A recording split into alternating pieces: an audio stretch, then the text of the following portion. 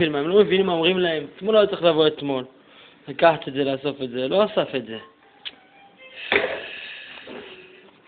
למה לא באים לאסוף את המכשירים שלהם? למה? למה הם לא באים לאסוף את המכשירים שלהם? אני לא מבין אותך. טכנאי, אתה לא יודע שהמכשירים שלכם פה הם באחריותכם? אתה לא יודע את זה? טוב, לא נורא, מה נעשה? עושים וזהו. לא קרה כלום. הוא יעבור עכשיו שטיפה יסודית לכבוד פסח. אוקיי, אחרי שיוצאנו אותו מהמים, אנחנו פשוט מאוד נקפיא אותו,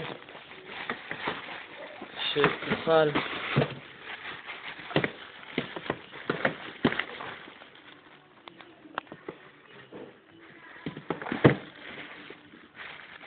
שהמכשיר יהיה בסדר, צריך להקפיא אותו. לא קרה כלום. יש להם אחריות? יש אחריות. יופי, תומסון, הכל בסדר. אוי, כפתורים לא עובדים. זה לא נורא, תישאר שם קצת, תהיה קפוא.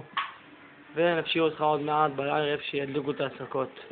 לילה טוב והמשך צפייה מהנה משידורי אברהם איתמר. שלום.